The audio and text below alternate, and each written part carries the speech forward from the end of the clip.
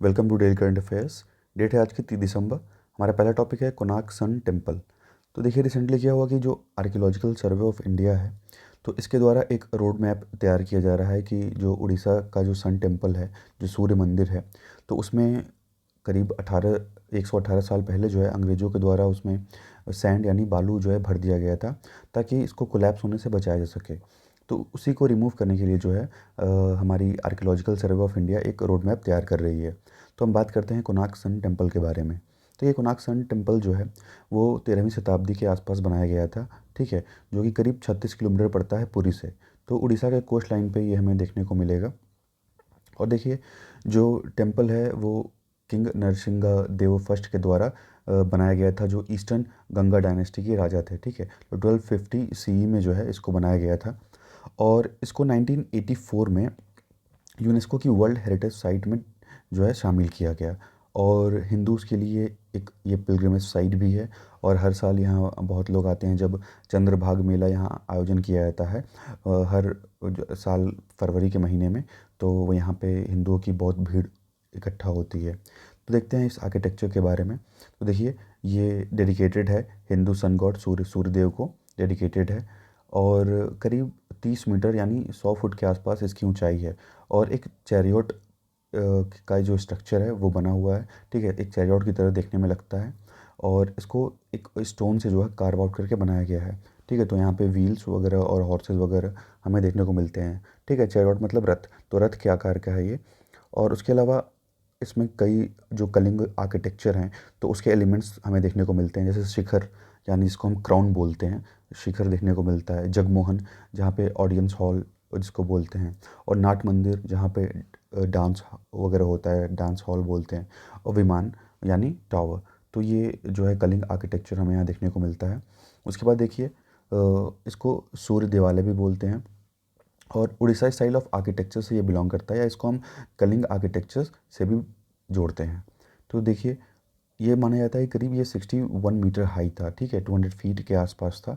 लेकिन अब टूटने की वजह से जो इसकी हाइट है वो कम हो गई है, ठीक है। तो उसके जो मंडप था, तो मंडप जो इसका शिखर था, शिखर बहुत ऊंचा हुआ करता था, लेकिन टाइम के साथ जो है उसका जो शिखर है वो अब टूट के छोटा हो चुका है।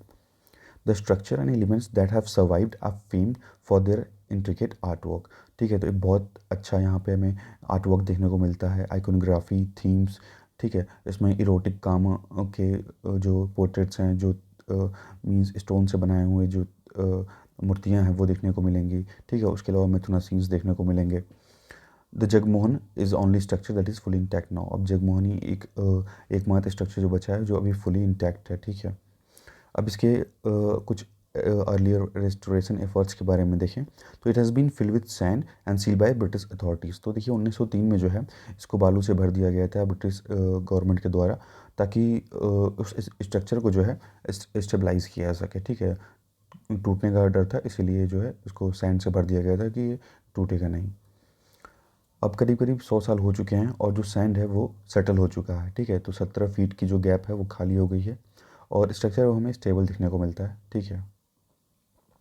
अगला टॉपिक है हमारा GI tag for Arunachal Apatani textile product. तो देखिए एक एप्लीकेशन जो है फाइल किया गया है जो अप्तानी टेक्सटाइल प्रोडक्ट है अरुणाचल प्रदेश का, तो उसको जीआई टैग देने के लिए। तो अप्तानी टेक्सटाइल के बारे में बात करें, देखिए Apatani weaves comes from the Apatani tribes. तो जो अप्तानी ट्राइब्स के लोग हैं अरुणाचल प्रदेश के, ठीक है, ज़ीरो में रहते हैं, जिसका हेडक्वार्टर जो है वो सुबनसिरी डिस्ट्रिक्ट में पड़ता है। तो इनके द्वारा जो है ये अप्तानी टेक्सटाइल जो है वो बनाया जाता है। तो देखिए ये अपनी ज्योमेट्री और जिगजैग पैटर्न के लिए जाना जाता है, इसका जो एंगुलर डिज़ाइन है उसके लिए इसको जाना जाता है। The community weaves its own textile for various occasions including rituals वगैरह के लिए ये वीव करते हैं, या जो भी इनके कल्चरल फेस्टिवल्स वगैरह जो त्यौहार वगैरह होते हैं तो उसके लिए ये वीविंग करते हैं। तो tribe predominantly weave shawl known as जिग जीरो। देखिए जिग जीरो या जिलन बोलते हैं, ठीक है। जिलन यानी जैकेट्स हो गए, ठीक है। और इनको स्पुनतारी भी बोला जाता है। The traditional handloom of this tribe is a type of loin loom which is called चिचिन, ठीक है, चिचिन भी बोलते हैं, and similar to the traditional handloom of Nishi tribe. तो कहीं ना कहीं जो निशी ट्राइब है उससे इसकी सिमिलरिटी हमें देखने को मिलती है।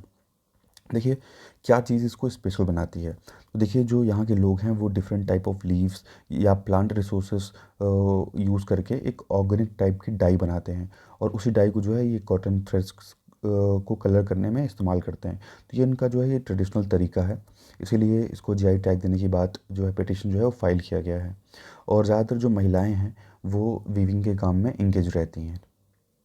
अब इसके देखते हैं हम ज्योग्राफिकल इंडिकेशन के बारे में क्या होता है जीआई। तो देखिए जीआई एक साइन है जो यूज़ किया जाता है किसी स्पेसिफिक प्रोडक्ट के लिए, अगर उसका कोई स्पेसिफिक ज्योग्राफिकल ओरिजिन है, ठीक है, तो उसके लिए यूज़ किया जाता है अगर वो उसकी क्वालिटी जैसे अच्छी है, ठीक है, और reputation that are due to that origin, ठीक है, तो जिस प्लेस से वो बिलोंग करता है और उसकी कुछ अच्छी क्वालिटीज़ हैं तो उस क्वालिटीज़ की वजह से उस लोकेशन का उसको एक ज्योग्राफिकल इंडिकेशन टैग जो है वो दिया जाता है।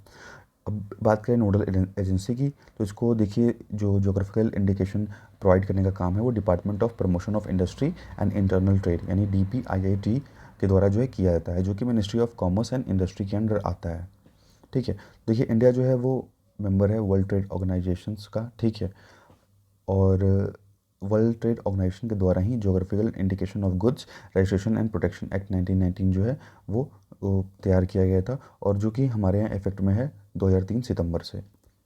ठीक है, तो देखिए जो ज्योग्राफिकल इंडिकेशन है उसको डिफाइन किया गया है under article 22 clause 1 of the WTO agreement. तो WTO एग्रीमेंट के आर्टिकल 22 क्लॉज 1 में जो है डिफाइन किया गया है on trade related aspects of intellectual property rights या ट्रिप्स एग्रीमेंट भी इसको बोलते हैं। तो देखिए 10 साल के लिए ये जो टैग है ज्योग्राफिकल इंडिकेशन टैग वो 10 साल का दिया जाता है, और आज के टाइम में करीब 300 ऐसे प्रोडक्ट्स हैं जिनको जीआई टैग जो है दिया जा चुका है। ठीक है, तो ये केवल 10 साल के लिए ही ये टैग वैलिड होता है। अगर किसी प्रोडक्ट को ये टैग दिया गया तो 10 साल के लिए ये वैलिड होगा। अब देखिए बात करते हैं कि जो महाराष्ट्र असेंबली के जो स्पीकर हैं तो उनके इलेक्शन को लेकर के जो है कुछ विवाद हमें देखने को मिल रहा है। तो देखिए महाराष्ट्र गवर्नमेंट जो है वो और जो स्पीकर हैं असेंबली के, तो उनके बीच में ये उनके इलेक्शन को लेकर के सॉरी महाराष्ट्र सरकार और जो वहाँ के गवर्नर राज्यपाल हैं, तो ये महाराष्ट्र के गवर्नर और महाराष्ट्र की सरकार के बीच में स्पीकर के चुनाव को लेकर के जो विवाद चल रहा है। तो बात करें स्पीकर के चुनाव के बारे में, तो देखिए आर्टिकल जो 178 है हमारे कॉन्स्टिट्यूशन का, ये प्रोवाइड करता है कि every legislative assembly to choose 2 members. ठीक है, जो भी लेजिस्लेटिव असेंबली होगी वो 2 मेंबर्स चुनेगी, ठीक है, और एक को स्पीकर दूसरे को डिप्टी स्पीकर बनाया जाएगा। ठीक है, तो ये बात करता है आर्टिकल 178। संविधान में कोई तरीका नहीं दिया है, कोई प्रोसेस नहीं दिया गया है, ठीक है, कि इनके इलेक्शंस कैसे कंडक्ट किए जाएंगे, और ये स्टेट लेजिस्लेचर के ऊपर छोड़ दिया गया है। और उसके अलावा एक कोई टाइम फ्रेम भी डिसाइड नहीं किया गया कितने टाइम में जो है इलेक्शंस हुए जाने चाहिए, लेकिन बस इसमें ये दिया गया है कॉन्स्टिट्यूशन में कि as soon as may be, ठीक है, इलेक्शन जितनी जल्दी हो उतनी जल्दी कंडक्ट करना चाहिए, कोई टाइम फ्रेम यहाँ पे नहीं दिया हुआ है। तो देखिए कुछ स्टेट्स ऐसे हैं जो टाइम फ्रेम डिसाइड किए हुए हैं, जैसे हरियाणा है। तो हरियाणा ने स्पीकर के इलेक्शन के लिए जो है ये कहा है कि इलेक्शन जो है जल्दी से जल्दी जितनी जल्दी पॉसिबल हो उतना होना चाहिए, जैसे असेंबली इलेक्शन इससे ख़त्म होता है वैसे ही।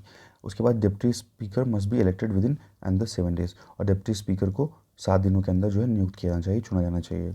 उसी तरह यूपी में देखिए speaker selection is required to be held within 15 days. तो यूपी में जो स्पीकर का इलेक्शन है उसके लिए 15 दिन का समय जो है वो निर्धारित किया गया है।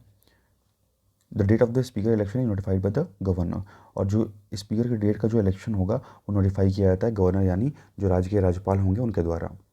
अब महाराष्ट्र में देखिए as per rule 6 of Maharashtra legislative assembly rules the governor shall fix a date for holding the election and the secretary shall send to every member notice of the dates of fixed. तो देखिए rule 6 Maharashtra legislative assembly का ये कहता है कि जो राज्यपाल हैं वो एक डेट फिक्स करेंगे इलेक्शन के लिए, चुनाव के लिए, जो स्पीकर हैं उनके चुनाव के लिए एक डेट फिक्स किया जाएगा और नोटिस जो है सबको दिया जाएगा। A former secretary of the state assembly said the election of the speaker can take place only after the governor fixes the date for it। तो जब गवर्नर जब डेट फिक्स कर देंगे उसके बाद ही चुनाव जो है कंडक्ट किया जाएगा। लेकिन देखिए कुछ संशोधन किए गए हैं महाराष्ट्र की असेंबली के द्वारा, वो देख लेते हैं पहले। देखिए government has moved a motion in the assembly seeking amendments to rule 6। तो रूल 6 और रूल 7 में चेंजेस किए गए हैं। रूल 6 जो है स्पीकर के असेंबली स्पीकर के इलेक्शन की बात करता है, और रूल 7 जो है वो डिप्टी असेंबली स्पीकर के इलेक्शन की बात करता है। ठीक है, तो यहाँ पे सिर्फ वॉइस वोट से इलेक्शन की बात हो रही है, सीक्रेट बैलेट से को चेंज कर दिया। पहले जो है सीक्रेट बैलेट से होता था, अब उसको चेंज करके सिर्फ वॉइस वोट से कर दिया गया है इस अमेंडमेंट के द्वारा। और इस अमेंडमेंट में जो है कुछ वर्ड्स नहीं, जैसे होल्डिंग ऑफ द इलेक्शन ये वर्ड नहीं यूज़ किया गया, ठीक है। एंड इंक्लूडेड द वर्ड, अब इसमें क्या इंक्लूड किया गया था, to elect speaker on recommendation of the chief minister, और ये इंक्लूड किया गया कि स्पीकर चुने जाएंगे जो वो चीफ मिनिस्टर के रिकमेंडेशन पे चुने जाएंगे, उनकी नियुक्ति राज्यपाल ही करेगा। लेकिन यहाँ ये चेंज कर दिया गया रूल 6 में कि अब वो चीफ मिनिस्टर रिकमेंड करेंगे तो राज्यपाल जो है उसको नियुक्ति करेंगे, ये अमेंडमेंट किया गया है। देखते हैं क्या ऑब्जेक्शंस हैं। तो opposition accuse the government of running the most insecure government, ठीक है। तो अपोजिशन के द्वारा एक्यूज़ किया जा रहा है मोस्ट इनसिक्योर गवर्नमेंट ऐसे बोल करके, ठीक है। That does not trust MLA, जो अपनी एमएलएस को ट्रस्ट नहीं करता, and fears that there would be cross voting in the election of the speaker, और इस डर से भी बताया, ये भी कहा जा रहा है कि इस डर से हो रहा है कि कहीं क्रॉस वोटिंग वगैरह ना हो जाए, ठीक है। तो देखिए, और उसके अलावा ये भी कहा गया कि अभी स्पीकर अगर नहीं है तो उनके एब्सेंस में जो है कोई भी रूल्स को, हाउस के जो रूल्स हैं उसको अमेंड नहीं किया सकता है। अब इसमें देखिए गवर्नमेंट जो सरकार है वहाँ की, उसका क्या पोजीशन है।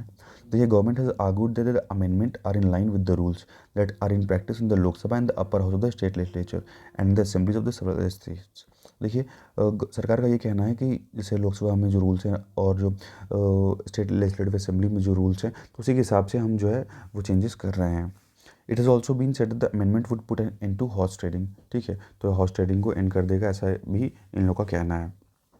अब देखिए आगे की राह क्या है। तो देखिए, government can explore rigour options to see whether the election of the speaker could be held without the consent of the governor. तो यहाँ लीगल ऑप्शन देखने की ज़रूरत है कि क्या बिना स्पीकर के जो है एक तरह से जो गवर्नर या बिना गवर्नर के कंसेंट के क्या स्पीकर का चुनाव जो है किया जा सकता है, ठीक है।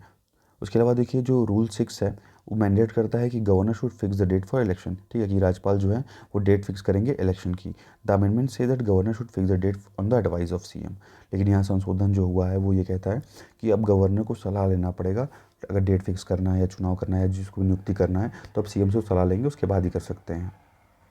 देखिए, न्यू वैक्सीन्स को जो है अप्रूवल मिल गया है, तो 2 नई कोविड वैक्सीन्स आई हैं और एक पिल, ठीक है। तो एक टैबलेट आया है, तो उसको जो अप्रूवल है वो दे दिया गया है। तो ये दोनों जो वैक्सीन्स हैं ये कोबरवैक्स और कोवोवैक्स, ठीक है। एक का नाम कोबरवैक्स है, दूसरे का नाम कोवोवैक्स। देखिए, वैक्सीन जो है ये इंडिया की पहली इंडिजिनसली डेवलप्ड आरबीडी प्रोटीन सब यूनिट वैक्सीन है अगेंस्ट कोविड-19, जो कि बनाई गई है हैदराबाद बेस्ड फॉर्म बायोलॉजिकल ई के द्वारा।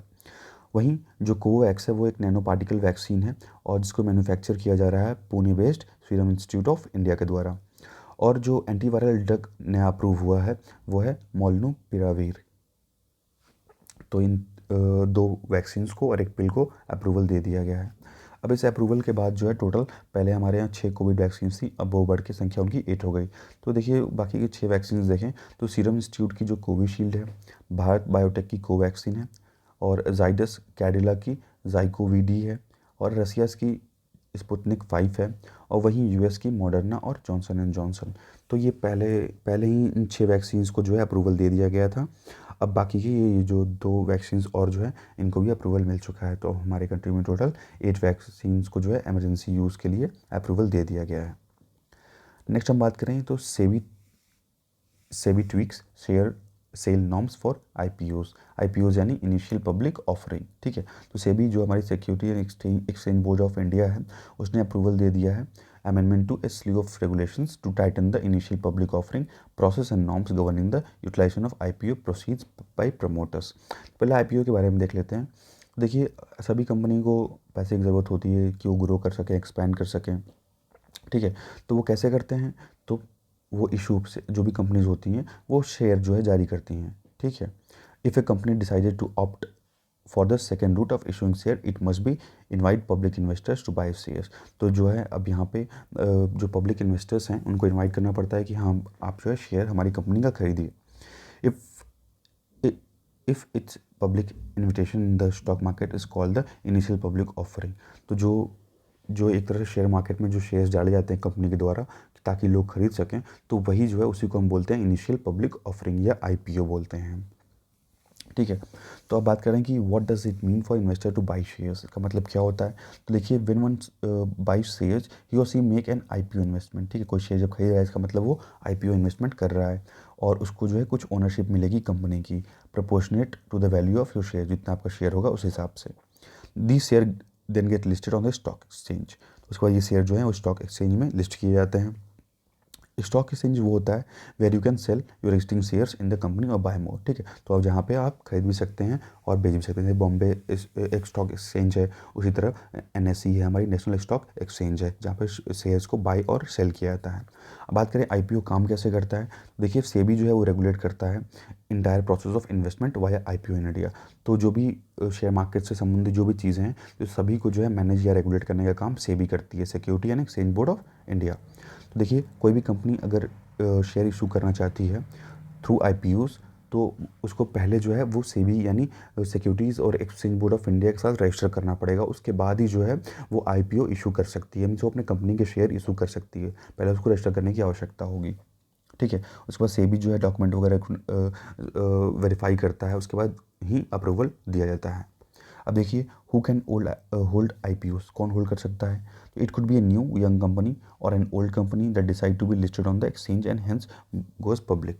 तो कोई भी कंपनी, नई कंपनी हो या पुरानी कंपनी हो, जो ये डिसाइड करती है कि ठीक है हम जो है अपने मीन्स स्टॉक एक्सचेंज में अपने शेयर्स को जो है डालना चाहते हैं।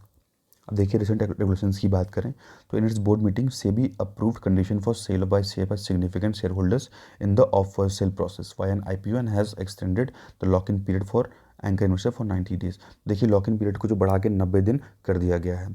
Share offers for sale of share holders with more than 20% of pre issue share holding of the issuer should not exceed 15% of their holding. तो देखिए जो शेयर होल्डर्स होंगे, जो तो जितना भी इशू कर रहे हैं, तो उनके होल्डिंग का वो 50% ज़्यादा एक्सीड नहीं कर सकता। अगर वो लेस देन 20% होल्ड कर रहे हैं, then the offer for sale should not exceed 10% of their holding of the issue, ठीक है। तो अब उनका जो सेल ऑफर है वो 10% ज़्यादा जो है वो एक्सीड नहीं करना चाहिए। These changes are as per proposal recommended by SEBI's primary market advisory committee. ये जो प्रपोजल्स हैं वो प्रपोज किया गया है सेबी की प्राइमरी मार्केट एडवाइजरी कमेटी के द्वारा, ये रिकमेंड किया गया है। नेक्स्ट हम बात करेंगे Supreme Court clarifies on abuse link to dowry death. देखिए dowry death can be presumed if the wife was harassed mentally and physically close before a death in the marital home, the Supreme Court held. देखिए dowry death अब तभी माना जाएगा जब wife को अगर harass किया हो गया मेंटली या फिजिकली, ठीक है, और डेथ के पहले अगर वो अपने मीन्स मैरिटल होम में हो यानी अपने वो ससुराल में हो, तभी उसको डाउरी डेथ में कंसीडर किया जाएगा। देखिए सेक्शन 304B जो है IPC का, वो बात करता है इसके बारे में, डाउरी डेथ के बारे में। देखिए bench led by chief justice NV Ramana was interpreting section 304B of IPC. The provision mandated that the death of a married woman could be linked to the crime if she had been harassed by dowry soon before her death. ठीक है, तो यहाँ ये कहा गया NV Ramna जी के द्वारा कि अगर उसको मेंटली या फिजिकली हैरेस किया गया है डेथ के पहले, या उसका उसका जो डेथ है वो मैरिटल होम में हुआ है, तो ही जो ये सेक्शन 304B है उसका यूज़ किया जा सकता है। देखिए अब क्या बात करें, क्या रिसेंट जजमेंट है। देखिए bridges the gap between extreme harassment and death. तो एक्सट्रीम हैरेसमेंट और डेथ के बीच के गैप के बारे में इसमें दिया हुआ है ऐसे, the cruelty has to be prove during the close proximity of time of death. ठीक है, डेथ के टाइम वहाँ पे क्रुएल्टी प्रूव होने की आवश्यकता है, इट शुड बी कॉन्टिन्यूस। ठीक है, यहाँ पे कॉन्टिन्यूस क्रुएल्टी की बात हो रही है। सच कॉन्टिन्यूस हैरेसमेंट, चाहे वो फिजिकल हो मेंटल हो, by the accused should make life of the deceased miserable which may force her to commit suicide, ruled justice Hima Kohli. तो हिमा कोहली जी के द्वारा भी कहा गया कि मीन्स ऐसे कोई भी एक्टिविटी जिसकी वजह से वो सुसाइड कमिट करने के लिए एक तरह से वो उसकी उस वजह से वो सुसाइड कमिट कर रही है। The court said that the expression soon before the death would normally imply that the interval should not be much between the cruelty or harassment concerned and the death in question। ठीक है, तो mean ज़्यादा gap जो है वो नहीं होना चाहिए। अगर दूसरे शब्दों में कहें तो there exist a proximate and live link between the effect of cruelty based on dowry demand and death concerned. तो आज के लिए बस इतना ही। Thank you, thanks for watching.